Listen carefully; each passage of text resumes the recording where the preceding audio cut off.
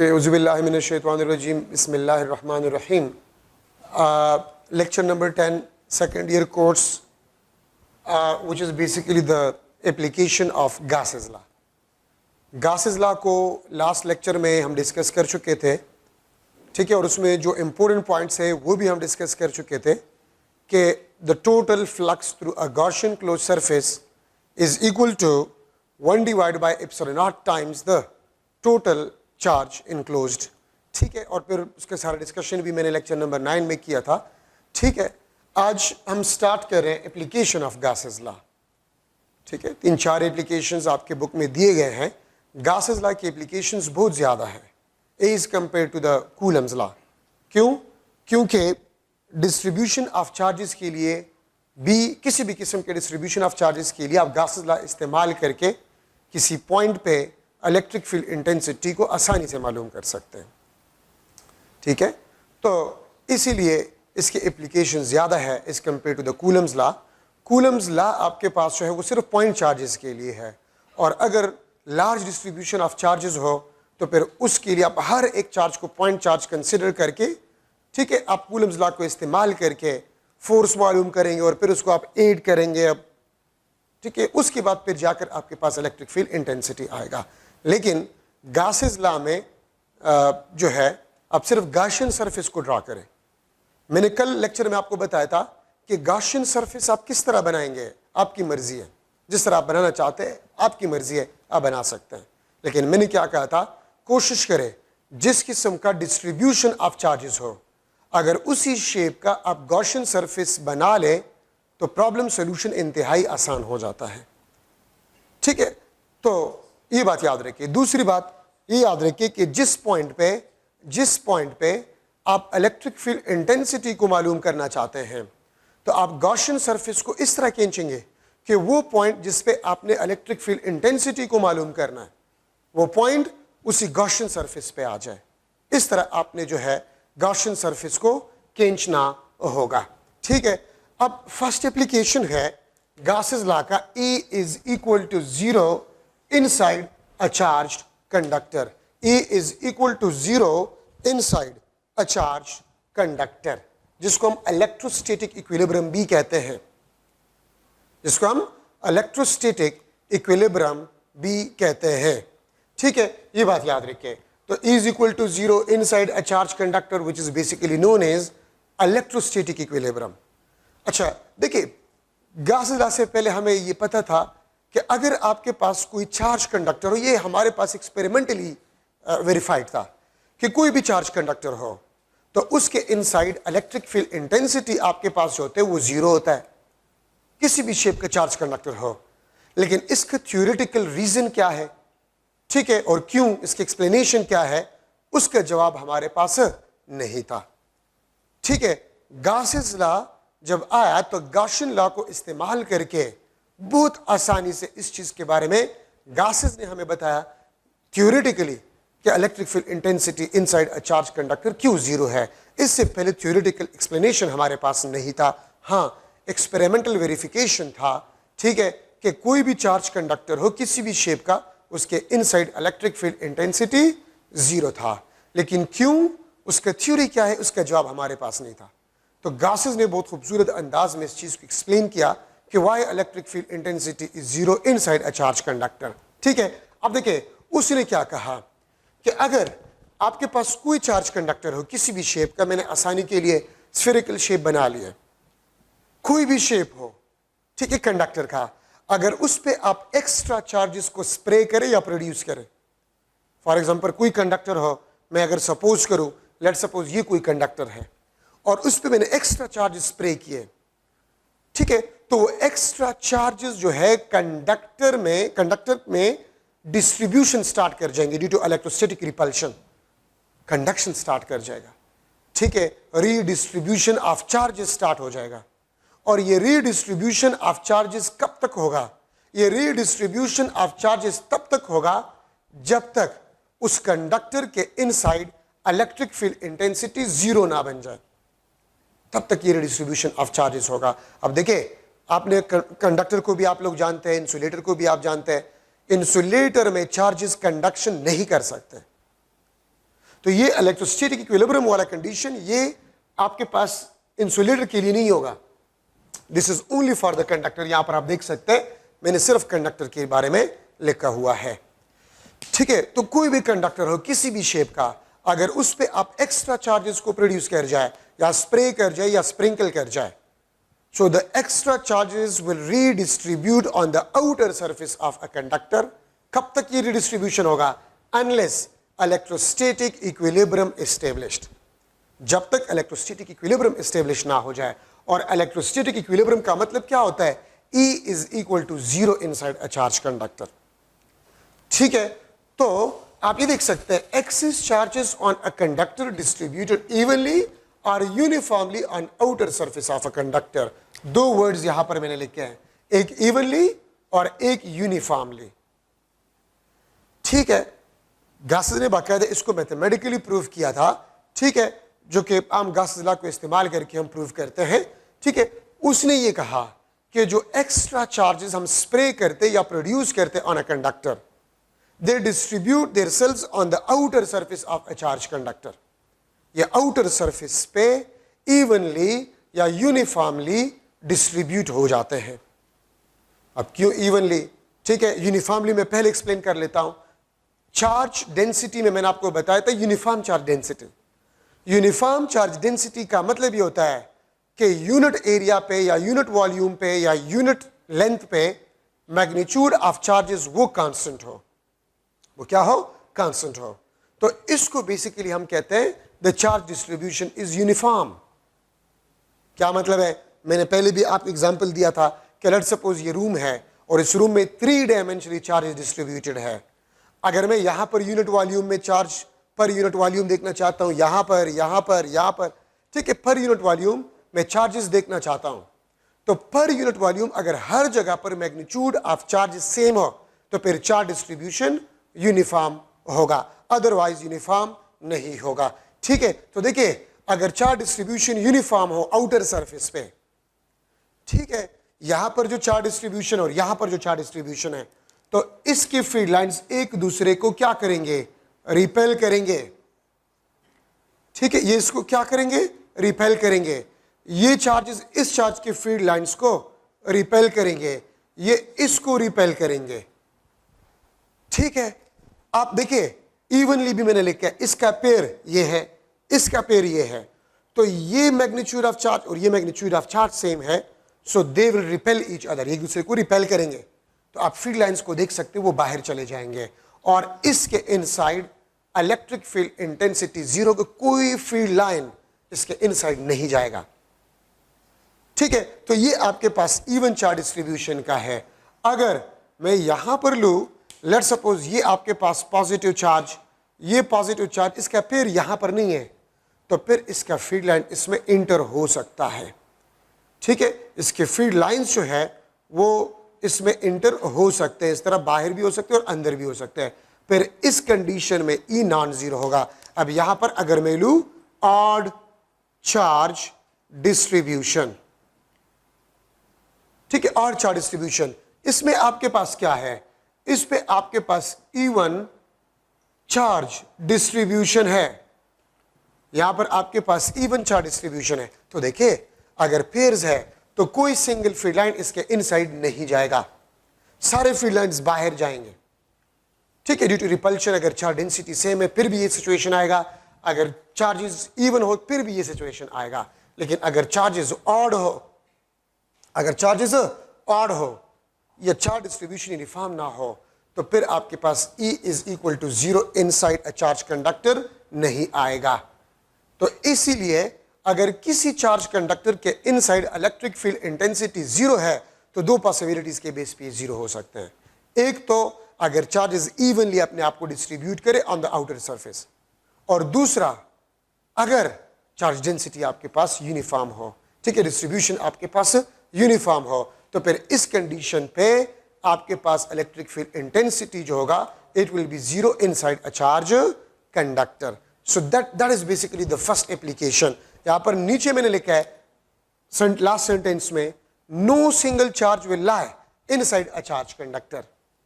याद रखिए, चूंकि एक्सपेरिमेंटली भी हमने वेरीफाई किया है और थ्योरेटिकली भी हमें पता है, ठीक है। तो याद रखें, हमने एक्सपेरिमेंटली भी देखा है कि इलेक्ट्रिक फील्ड इंटेंसिटी 0 होता है इनसाइड अ चार्ज कंडक्टर, ठीक है। और थ्योरेटिकल गॉसेस लॉ की थ्योरी से भी हमें यही पता चल गया है कि E इज इक्वल टू 0, लेकिन कब? अगर चार्ज डिस्ट्रीब्यूशन इवन हो या यूनिफॉर्म हो, ठीक है, तब। तो इसका एक मतलब यह बनता है कि कोई single charge inside of a charge conductor नहीं जाएगा। आप अगर एक्स्ट्रा चार्जेस को प्रोड्यूस कर जाए, एक्स्ट्रा चार्जेस को अगर आप प्रोड्यूस कर जाए, वो हमेशा आउटर सरफेस पे जाएंगे, इवनली यूनिफॉर्मली डिस्ट्रीब्यूट होंगे, और उसके इनसाइड जो इलेक्ट्रिक फील्ड इंटेंसिटी होगा वो 0 होगा। और याद रखिए, किसी भी इंटरनल पॉइंट पे चार्ज कंडक्टर का और सरफेस पे आपके पास इलेक्ट्रिक फील्ड इंटेंसिटी क्या होगा? 0 होगा, ठीक है। So electric field intensity inside a charge conductor और electric field intensity at the surface of a charge conductor will be always 0, ठीक है। हमेशा आपके पास क्या होगा? 0 होगा, ठीक है। ये बात याद रखें। और इसके थ्योरेटिकल बैकग्राउंड गॉसेस ने किस तरह दिया, उसने इसको इस तरह एक्सप्लेन किया कि अगर ये आपके पास एक चार्ज कंडक्टर है और हमने इस पे एक्स्ट्रा चार्जेस प्रोड्यूस कर लिए, तो वो इवनली डिस्ट्रीब्यूट हो जाएंगे on the outer surface of a conductor, ठीक है। तो देखिए, मैं अगर इसके इनसाइड एक गॉसियन सरफेस को ड्रॉ करूं, ये गॉसियन सरफेस है, ये गॉसियन सरफेस है, ठीक है। और इस पॉइंट पे मैंने E को मालूम करना है। तो यहां पर आप देख सकते हैं चार्जेस तो बाहर है, ठीक है। अगर चार्जेस बाहर है, charge enclosed is equal to 0, ठीक है। ये आपके पास गॉसियन सरफेस है या गॉसियन स्फीयर है, ठीक है। ये आपके पास चार्ज कंडक्टर है, this is a charge conductor. तो आपको नजर आ रहा है कि ये गॉसियन सरफेस जो है या स्फीयर जो है, ये कोई चार्ज इनक्लोज नहीं कर रहा। तो अगर चार्ज इनक्लोज्ड 0 है, सो फ्लक्स आपके पास जो होगा इट विल बी 0, और अगर फ्लक्स 0 होगा तो EA will be equal to 0। अगर EA 0 है तो देखिए, हमने जो गॉसियन सरफेस ड्रा किया हुआ है, हमने जो गॉसियन सरफेस ड्रा किया हुआ है, तो इसका एरिया तो आपके पास 0 नहीं हो सकता, एरिया आपके पास 0 नहीं हो सकता। So E will be equal to 0। इसका मतलब यह है कि यहां पर इलेक्ट्रिक फील्ड इंटेंसिटी 0 होगा। तो ये वो मैथमेटिकल बैकग्राउंड भी उसने दिया और थ्योरेटिकल एक्सप्लेनेशन भी उसने कर लिया। तो याद रखिए, कंक्लूजन ये है, कंसेप्ट ये है कि कोई भी चार्ज कंडक्टर हो, किसी भी शेप का हो, ठीक है, अगर उस पे आप एक्स्ट्रा चार्जेस को प्रोड्यूस कर जाए, तो उस चार्ज कंडक्टर के इनसाइड इलेक्ट्रिक फील्ड इंटेंसिटी 0 होगा। और क्यों 0 होगा? Because the charges will be uniformly और evenly distributed on the outer surface of a charge conductor, on the outer surface of a charge conductor, ठीक है। तो EA is equal to 0, A is not equal to 0। So इसका मतलब आपके पास ये बन गया कि electric field intensity will be equal to 0। तो ये वो उसने मैथमेटिकल भी एक्सप्लेनेशन कर लिया। और दिस इज वेरी इंपॉर्टेंट, जो मैंने ये पॉइंट लिखा था कि सरफेस पे और किसी भी इंटीरियर पॉइंट पे इलेक्ट्रिक फील्ड इंटेंसिटी आपके पास है वो 0 होगा, ठीक है। लेकिन अगर मैं outside a charge conductor electric field intensity मालूम करना चाहता हूं, ठीक है, लेट्स सपोज ये आपके पास एक पॉइंट है जो कि R डिस्टेंस पे है, R डिस्टेंस पे from the centre of this charge conductor. ये आपके पास चार्ज कंडक्टर है और इसके सेंटर से R डिस्टेंस पे मैं एक पॉइंट P ले रहा हूं जिस पे इलेक्ट्रिक फील्ड इंटेंसिटी मैंने मालूम करना है। तो मैं क्या करूंगा? मैं एक गॉसियन सरफेस को ड्रॉ कर लूंगा, ठीक है। मैं एक गॉसियन सरफेस को ड्रॉ कर लूंगा, ठीक है। ये आपके पास गॉसियन जो है सरफेस आ गया है, ठीक है। ये आपके पास गॉसियन सरफेस आ गया है। तो देखिए, अगर ये आपके पास गॉसियन सरफेस है, this is a Gaussian sphere या क्लोज्ड सरफेस, तो आप ये देख सकते हैं ये चार्ज कंडक्टर इसके इनसाइड लाई कर रहे हैं। तो इस पे तो चार्ज इनक्लोज नॉन जीरो है। यहां पर मैं लिख सकता हूं कि चार्ज इनक्लोज्ड आपके पास जो है, ये देखिए ना, ये चार्ज इनक्लोज कर रहे हैं, this is let's suppose equal to Q which is not equal to 0, ठीक है, तो अगर चार्ज इनक्लोज नॉन जीरो है तो फ्लक्स आपके पास नॉन जीरो होगा, और अगर फ्लक्स आपके पास नॉन जीरो है ई बी आपके पास नॉन जीरो होगा। तो ये बात याद रखें। मैं यहां पर फिर ये पॉइंट लिख लेता हूं, ठीक है, मैं फिर ये पॉइंट लिख लेता हूं कि किसी भी इंटरनल पॉइंट पे या सरफेस पे इलेक्ट्रिक फील्ड इंटेंसिटी जीरो होता है, ठीक है। और ये भी याद रखिए कि इलेक्ट्रिक फील्ड इंटेंसिटी आउटसाइड, अगर मैं यही एग्जांपल लूं, it will be equal to kq divided by r square which will be not equal to 0। ये आपके पास आउटसाइड अ चार्ज कंडक्टर, मैं इसके साथ लिख लेता हूं, आउटसाइड अ चार्ज कंडक्टर, ठीक है, outside a charge conductor shell, electric field spherical shell मैंने यहां पर लिया है, स्फेरिकल शेल मैंने यहां पर लिया हुआ है इस डायग्राम में, ठीक है। तो आउटसाइड आपके पास electric field intensity non zero होगा, और यहां पर ये क्यू किस चीज को रिप्रेजेंट करता है? The magnitude of the charges distributed on the outer surface of a conductor.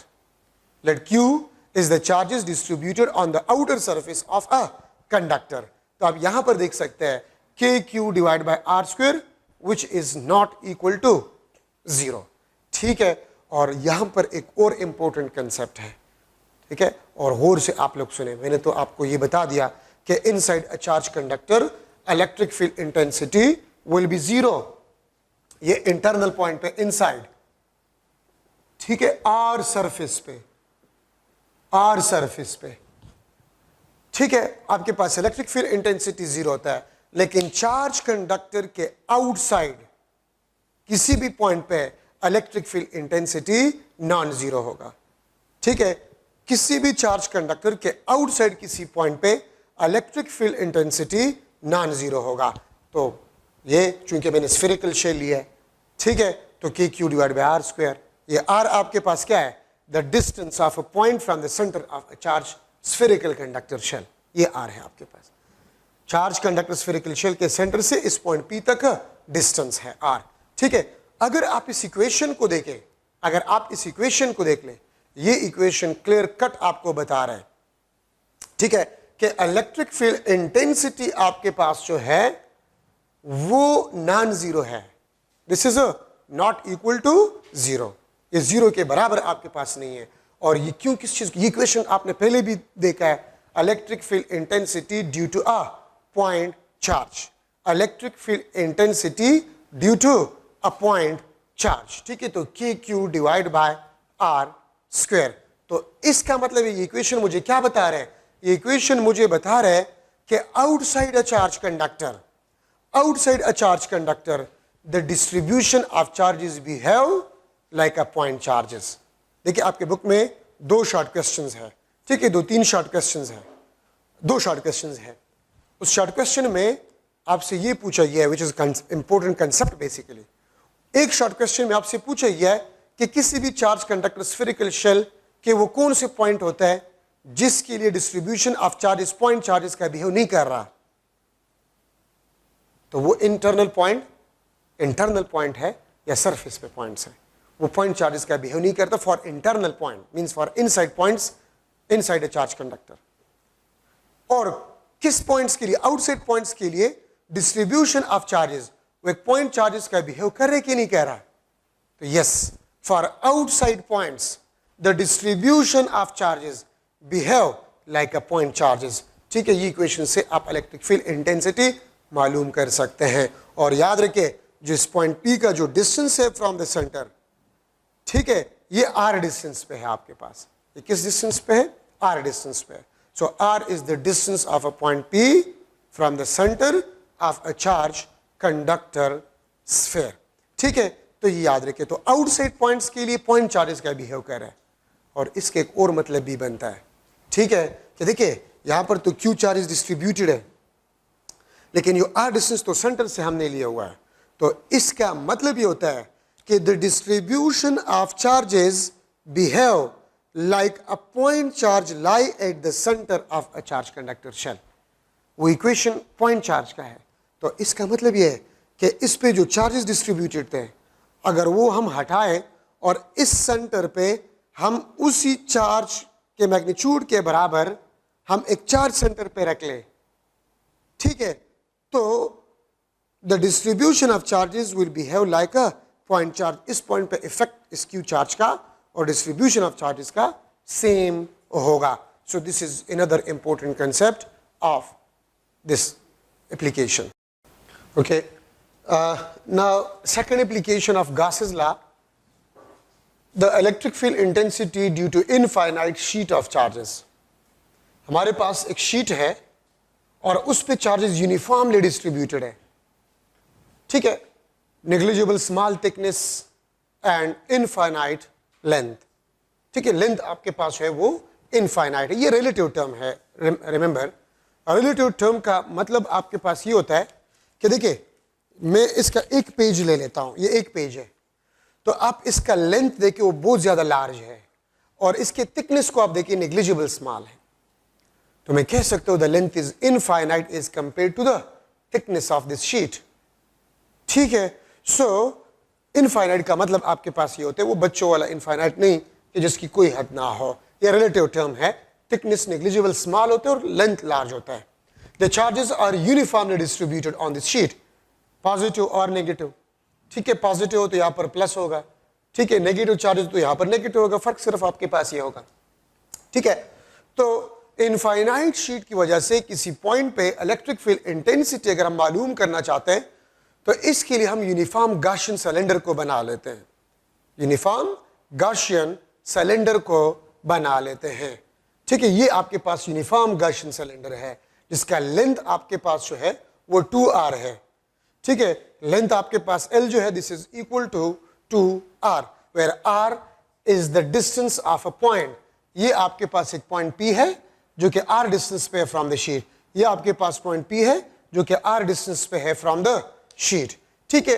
तो थिकनेस नेग्लिजिबल स्मॉल है, तो अगर लेंथ आपके पास सिलेंडर का 2r है, ठीक है, तो आपके पास जो है हाफ साइड पे r और हाफ साइड पे r डिस्टेंस पे सिलेंडर आपके पास होगा, ठीक है. Gauss's law को यूज करके सॉल्यूशन आपने सेकेंड ईयर में किया, ठीक है, तो उसी सॉल्यूशन से हमारे पास आ जाता है कि electric field intensity is equal to surface charge density divide by 2 epsilon naught, ठीक है. इससे आप इलेक्ट्रिक फील्ड इंटेंसिटी को मालूम कर सकते हैं, ठीक है. और ये बात याद रखें कि इलेक्ट्रिक फील्ड इंटेंसिटी दोनों साइड पे आपके पास होता है. This is the electric field intensity, ये आपके पास इलेक्ट्रिक फील्ड इंटेंसिटी है, ठीक है. And this is equal to surface charge density divide by 2 epsilon naught, ठीक है. ये आपके पास सरफेस चार्ज डेंसिटी है, magnitude of charge per unit area मैंने इसके साथ लिखा हुआ है, ठीक है. This is surface charge density, magnitude of charge per unit area, ठीक है. तो अगर मैं यहां पर इसको पुट कर लूं तो ये आपके पास बन जाएगा equal to Q divide by 2a epsilon naught, ठीक है. ये आपके पास इलेक्ट्रिक फील्ड इंटेंसिटी का इक्वेशन आ जाएगा, ठीक है. ये सरफेस चार्ज डेंसिटी, ये परमिटिविटी ऑफ वैक्यूम. अगर शीट के इर्द गिर्द कोई मीडियम हो तो फिर यहां पर मैं परमिटिविटी ऑफ मीडियम को पुट करूंगा एक्सेप्ट परमिटिविटी ऑफ वैक्यूम, ठीक है. या इसको मैं लिख सकता हूं relative permittivity times epsilon not, इस तरह भी मैं इसको लिख सकता हूं अगर शीट के इर्द गिर्द कोई डाई इलेक्ट्रिक हो या इंसुलेटर हो. अच्छा, अब यहां पर मैंने लिख लिया कि इलेक्ट्रिक फील्ड इंटेंसिटी जो है ये इक्वेशन आपको क्या बता रहे हैं कि सरफेस चार्ज डेंसिटी पे डिपेंड करता है, और सरफेस चार्ज डेंसिटी आपके पास होते हैं magnitude of charge per unit area, ठीक है. तो E आपके पास जो है this is directly proportional to the magnitude of a charge, और E आपके पास है this is inversely proportional to area, ठीक है, एरिया ऑफ अ शीट. तो देखिए सरफेस चार्ज डेंसिटी अगर ज्यादा हो तो इलेक्ट्रिक फील्ड इंटेंसिटी ज्यादा होगा. क्यों? सरफेस चार्ज डेंसिटी का मतलब आपके पास ये होता है कि लेट्स सपोज मैं इसके यूनिट एरिया पे चार्जेस देख रहा हूं 1 कूलम है और इसी जितना दूसरा शीट है उसके यूनिट एरिया पे चार्जेस 2 कूलम है, 3 कूलम है, मतलब 1 कूलम से ज्यादा है. तो फिर इसका चार्ज डेंसिटी जहां पर surface charge electric field intensity surface charge density उसका ज्यादा होगा जिस पे मैग्नीट्यूड ऑफ चार्जेस पर यूनिट एरिया ज्यादा हो. और अगर मैग्नीट्यूड ऑफ चार्जेस पर यूनिट एरिया ज्यादा हो तो इलेक्ट्रिक फील्ड कौन प्रोड्यूस करते हैं? चार्जेस ही प्रोड्यूस करते हैं ना. तो ज्यादा चार्जेस मींस मोर स्ट्रेंथ, ठीक है, तो electric field strength is directly proportional to the surface charge density, means more surface charge density, more charges, strong electric field. और अगर कम सरफेस चार्ज डेंसिटी हो, means small charges, means small charges, ठीक है, तो वीक इलेक्ट्रिक फील्ड इंटेंसिटी। ठीक है, अच्छा अब देखिए अगर मीडियम हो तो फिर हम कहते हैं electric field intensity is inversely proportional to the permittivity of a medium, और electric field intensity is inversely proportional to the relative permittivity. अगर शीट के इर्द गिर्द कोई मीडियम हो तो फिर electric field intensity will be decreases, electric field intensity आपके पास है वो डिक्रीज हो जाएगा। ठीक है, या इलेक्ट्रिक फील्ड इंटेंसिटी आपके पास जो है this is inversely proportional to the relative permittivity. ज्यादा परमिटिविटी होगा वो इलेक्ट्रिक फील्ड को उतना ही ज्यादा वीक कर जाता है। ठीक है, तो electric field intensity is inversely proportional to the permittivity of a medium. ठीक है, लेट्स सपोज एक शीट था, उसके इर्द गिर्द वैक्यूम था। ठीक है, इलेक्ट्रिक फील्ड इंटेंसिटी ई था उस शीट की वजह से। अगर उस शीट के इर्द गिर्द हम एक मीडियम रख लें जिसका रिलेटिव परमिटिविटी 100 था, तो फिर उस शीट की वजह से इलेक्ट्रिक फील्ड इंटेंसिटी क्या होगा? तो अगर शीट के इर्द गिर्द आप कोई मीडियम रख लें, ठीक है, शीट के इर्द गिर्द अगर आप कोई मीडियम रख लें और उस मीडियम का रिलेटिव परमिटिविटी 100 था, तो electric field intensity will be decreases 100 times. Electric field intensity 100 time decrease हो जाएगा। मैं इस तरह भी कह सकता हूं कि लेट्स सपोज एक शीट था, उस पे चार्जेस यूनिफॉर्मली डिस्ट्रीब्यूटेड थे। ठीक है, इलेक्ट्रिक फील्ड इंटेंसिटी उस चार्ज डिस्ट्रीब्यूशन की वजह से ई था। ठीक है, और उस शीट के इर्द गिर्द मीडियम पड़ा हुआ था जिसका रिलेटिव परमिटिविटी 100 था। अब अगर उस मीडियम को हम हटा दें, अगर उस मीडियम को हम हटा दें, तो फिर उस चार्ज शीट की वजह से इलेक्ट्रिक फील्ड इंटेंसिटी क्या होगा? जब आप मीडियम को हटा देते हैं, ठीक है, जिस मीडियम का रिलेटिव परमिटिविटी 100 था, अगर आप उसको हटा दें तो electric field intensity will B increases 100 times. तो अगर पहले ई था, अब 100 ई आपके पास होगा। ठीक है, इसके मुताबिक से आप इसको डील कर सकते हैं। So electric field intensity due to uniform sheet, आपके पास इक्वेशन ये है। और दूसरी बात ये याद रखिए कि आपके पास जो इलेक्ट्रिक फील्ड है वो यूनिफॉर्म है। क्यों यूनिफॉर्म है? अगर आपसे कोई पूछे, because charges are uniform, because charges are uniform, charges आपके पास यूनिफॉर्म है इसलिए। ठीक है, चार्जेस चूंकि यूनिफॉर्म है तो इसीलिए आपके पास जो है इलेक्ट्रिक फील्ड इंटेंसिटी भी यूनिफॉर्म होगा। और अगर चार्ज डिस्ट्रीब्यूशन यूनिफॉर्म ना हो तो फिर इलेक्ट्रिक फील्ड आपके पास यूनिफॉर्म नहीं होगा। ठीक है, ये बात याद रखिए। तो ये हम जो बात करते हैं कि चार्ज आपके पास जो है डिस्ट्रीब्यूशन यूनिफॉर्म है, ठीक है, तो क्या होगा? जो यूनिफॉर्म है तो इलेक्ट्रिक फील्ड यूनिफॉर्म होगा शीट के बेस पे। अगर मैं नेगेटिव चार्जेस को लूं, इफ चार्जेस डिस्ट्रीब्यूटेड नेगेटिव, अगर चार्जेस डिस्ट्रीब्यूटेड नेगेटिव हो तो फिर electric field intensity minus sigma divide by 2 epsilon naught आपके पास होगा। ठीक है, अगर ये आपके पास शीट है और इस पे चार्जेस नेगेटिवली डिस्ट्रीब्यूटेड हो तो फिर इलेक्ट्रिक फील्ड इंटेंसिटी के साथ आप सिर्फ नेगेटिव लगा लेंगे। ठीक है, ये बात याद रखिए। तो ये आपके पास electric field intensity due to infinite sheet of charges. ठीक है, मैंने आपको बता दिया कि अगर चार्ज डिस्ट्रीब्यूशन यूनिफॉर्म हो तो इलेक्ट्रिक फील्ड आपके पास क्या होगा? यूनिफॉर्म होगा। ठीक है, अगर मैं एक मॉडल एमसीक्यू बनाऊं कि model MCQ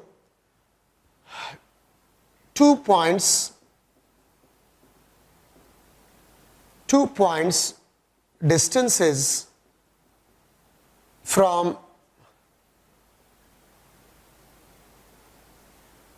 uniform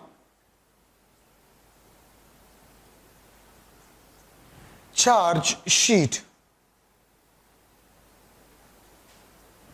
2 point distances from uniform charge sheet are in ratio of 1:4. Then ratio of electric field intensity. Then ratio of electric field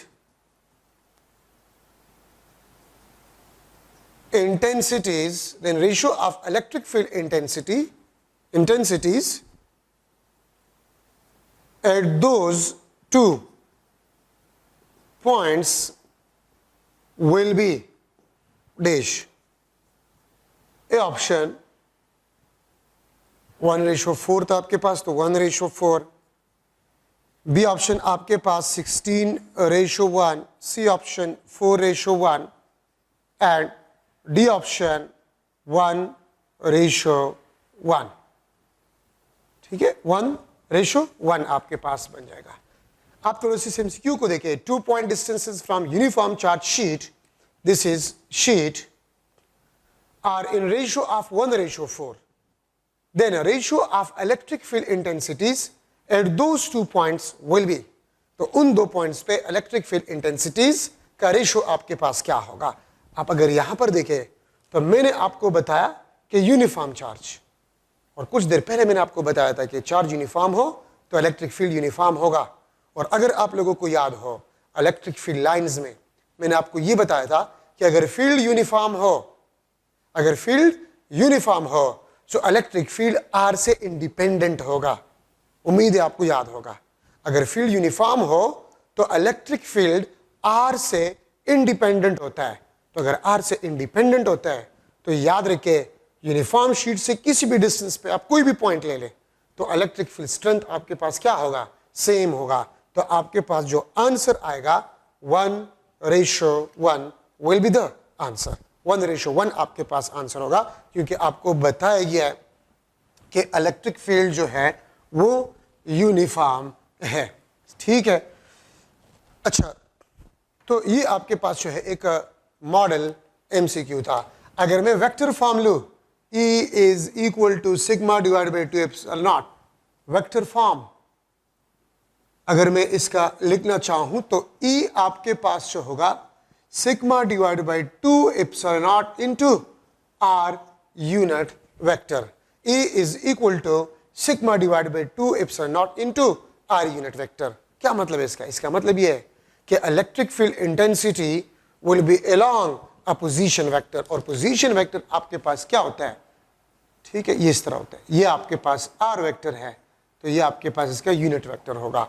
और कुछ बुक्स में इसको इस तरह भी लिखा गया है E is equal to sigma divided by 2 epsilon naught into normal unit vector. ठीक है, इसका मतलब ये होता है कि E is normal to the surface.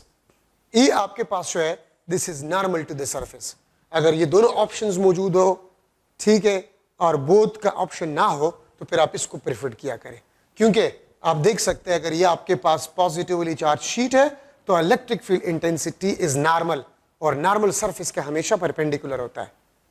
ठीक है, ये आपके पास नॉर्मल, तो electric field is always along normal to the surface. Electric field intensity आपके पास जो है this is always normal to the surface. तो ये आपके पास था सेकेंड एप्लीकेशन, ठीक है, of Gauss's law. Okay, now third application of Gauss's law, electric field intensity between two oppositely charged plates. Applications में दो applications पहले हम डिस्कस कर चुके थे और ये थर्ड है. इसमें ज़रूरी बात है जो होती है MCQs के लिहाज से यही होता है कि इलेक्ट्रिक फील्ड इंटेंसिटी किन चीज़ों पे डिपेंड करता है, ठीक है, और यूनिफॉर्म कब होगा वगैरह वगैरह. ये इसमें से ज़रूरी पॉइंट्स होते हैं.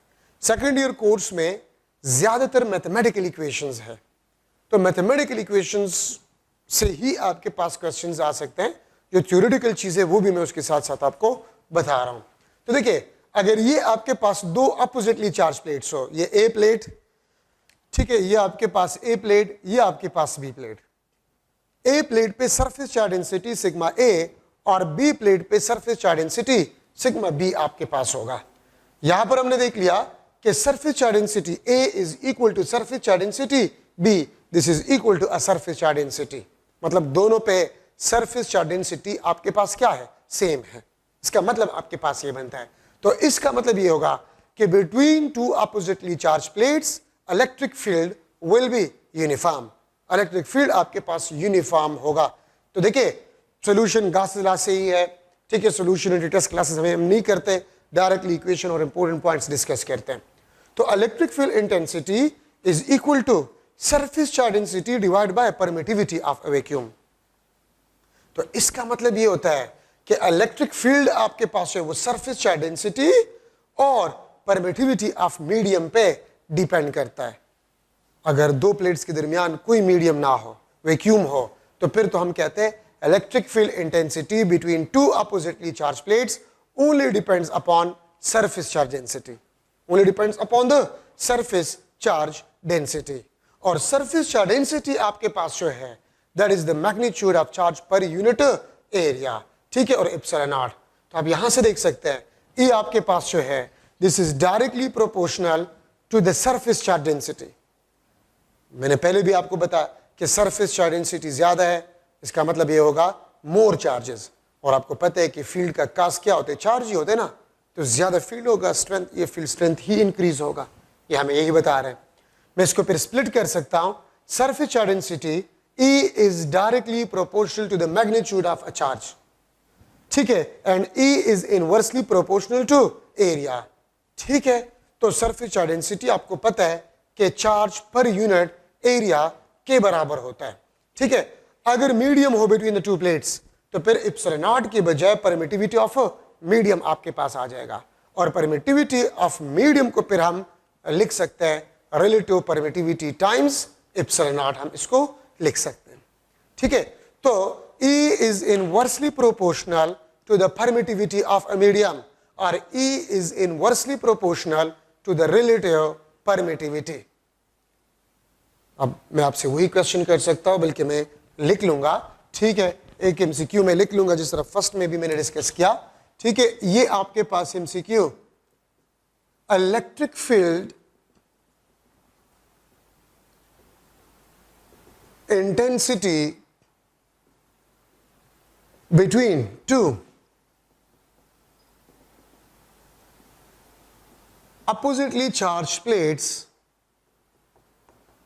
Is E.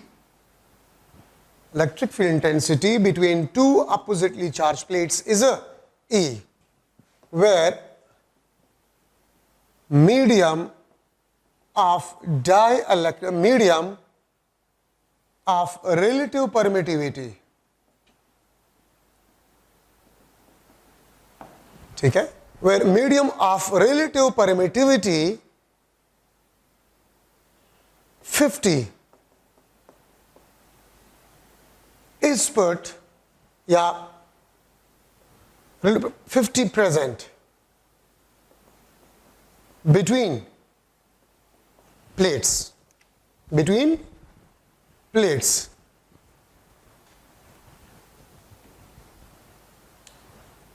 what will be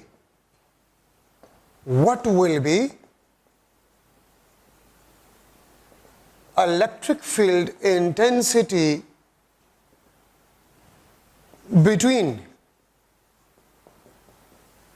two plates when medium remove, हम मीडियम को रिमूव करें।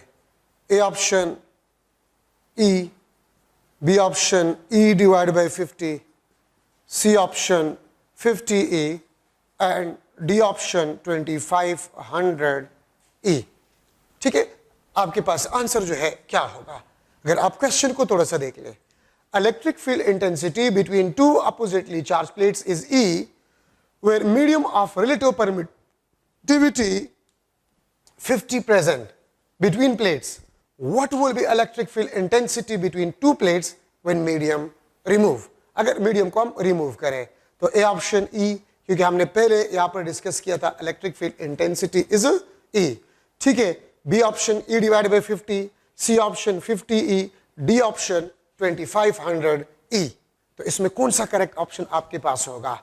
ठीक है, तो देखिए, अगर मीडियम के साथ इलेक्ट्रिक फील्ड इंटेंसिटी E था और हम मीडियम को रिमूव करें, तो याद रखिए मीडियम के रिमूव करने से इलेक्ट्रिक फील्ड इंटेंसिटी इंक्रीज हो जाता है। तो कितना टाइम इंक्रीज होगा इलेक्ट्रिक फील्ड इंटेंसिटी? ठीक है, इलेक्ट्रिक फील्ड इंटेंसिटी कितना टाइम इंक्रीज होगा? तो याद रखिए अगर मीडियम 50 डाइलेक्ट्रिक कांस्टेंट या रिलेटिव परमिटिविटी का था, तो electric field intensity will B increases 50 times. ठीक है, अगर रिलेटिव परमिटिविटी 100 था और आप रिमूव करें, तो electric field intensity will B 100 time increases.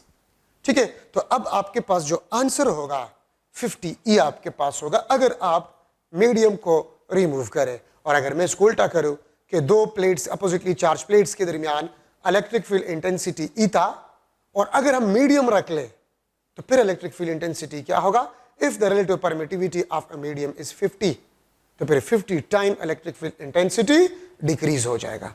ठीक है, तो फिर आपके पास डिक्रीज होगा, इंक्रीज आपके पास नहीं होगा। ठीक है, तो ये आपके पास एक मॉडल एमसीक्यू। अगर आप इस टॉपिक में देख लें, हमने सिंगल शीट की वजह से इलेक्ट्रिक फील्ड इंटेंसिटी पढ़ा और हमने टू अपोजिटली चार्ज प्लेट्स के दरमियान इलेक्ट्रिक फील्ड इंटेंसिटी के बारे में डिस्कस किया। तो आपने देखे अगर हम सिंगल शीट की बात करें, सिंगल शीट, तो electric field intensity is equal to sigma divide by 2 epsilon naught. ठीक है, और अगर टू अपोजिटली चार्ज प्लेट हो, चार्ज प्लेट्स हो, अगर टू अपोजिटली चार्ज प्लेट्स हो, तो फिर electric field intensity sigma divide by epsilon naught आपके पास है। ये सिंगल शीट S और ये two oppositely charge plates TO।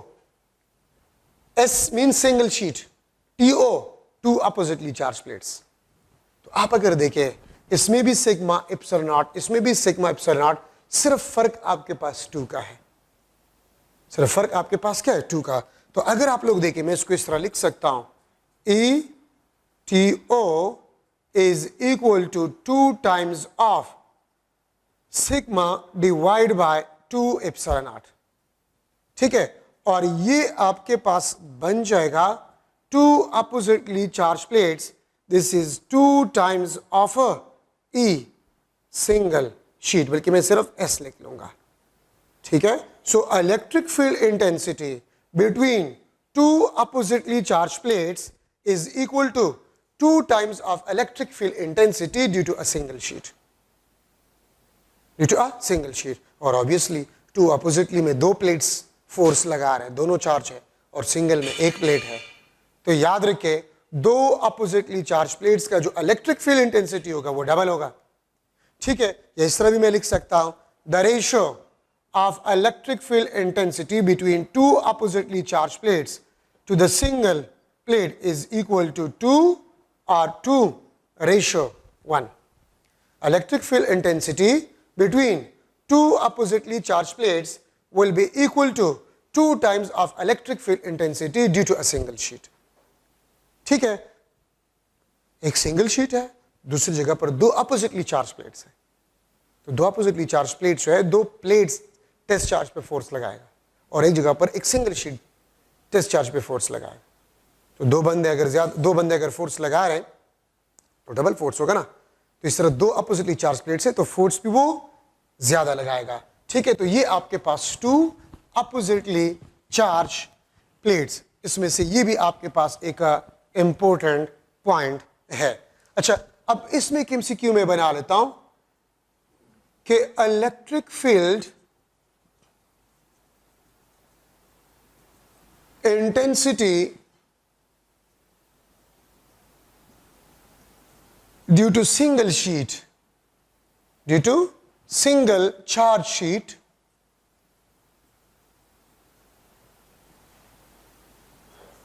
is, मैं लिख लेता हूं Z। Electric field intensity due to single charge sheet is a Z. What will be electric field intensity between two oppositely charged plates,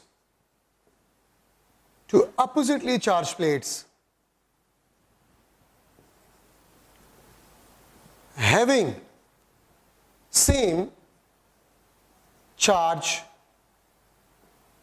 density,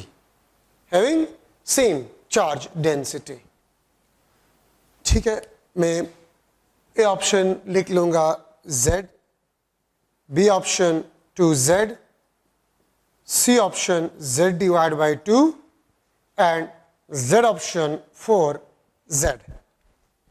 ठीक है, what will be the electric field intensity? तो आप थोड़ा सा statement को देख लें। Single charge sheet की वजह से इलेक्ट्रिक फील्ड इंटेंसिटी Z था, तो फिर दो अपोजिटली चार्ज प्लेट्स के दरमियान of same charge density electric field intensity क्या होगा? तो मैंने कुछ देर पहले आपको बता दिया कि अगर सिंगल शीट की वजह से इलेक्ट्रिक फील्ड इंटेंसिटी E हो, तो टू अपोजिटली चार्ज प्लेट की वजह से इलेक्ट्रिक फील्ड इंटेंसिटी जो होगा वो डबल हो जाएगा, क्योंकि दो शीट्स पर उस पॉइंट पे फोर्स लगाएगा। ठीक है, तो आपके पास आंसर जो है वो 2Z होगा। इसी क्वेश्चन को मैं इस तरह भी पूछ सकता हूं आपसे कि एक शीट है और उस एक शीट की वजह से पॉजिटिवली चार्ज शीट है, उसकी वजह से इलेक्ट्रिक फील्ड इंटेंसिटी E था। अगर मैं उसके करीब एक दूसरा शीट ले आऊं but oppositely charge sheet of same surface charge density, तो फिर दोनों के दरमियान इलेक्ट्रिक फील्ड इंटेंसिटी क्या होगा? तो वही क्वेश्चन है, थोड़ा सा वर्ड्स मैंने चेंज किए। मैं फिर रिपीट कर रहा हूं, एक शीट था, पॉजिटिवली चार्ज था, उसकी वजह से इलेक्ट्रिक फील्ड इंटेंसिटी आपके पास है वो E था। अगर मैं उसी चार्ज डेंसिटी वाला नेगेटिव चार्ज प्लेट उसके करीब ले आऊं, then what will be the electric field intensity between those two opposite plates? वही क्वेश्चन है, 2E आपके पास बन जाएगा। मैं इस तरह भी कह सकता हूं कि दो अपोजिटली चार्ज प्लेट्स हैं, उसके दरमियान इलेक्ट्रिक फील्ड इंटेंसिटी E था। ठीक है, चार्ज डेंसिटी दोनों प्लेट्स पे सेम था। अगर मैं एक शीट को हटा दूं तो सिंगल शीट की वजह से इलेक्ट्रिक फील्ड इंटेंसिटी क्या होगा? तो अगर आपने एक शीट हटा दिया तो इलेक्ट्रिक फील्ड इंटेंसिटी क्या हो जाएगा? हाफ हो जाएगा।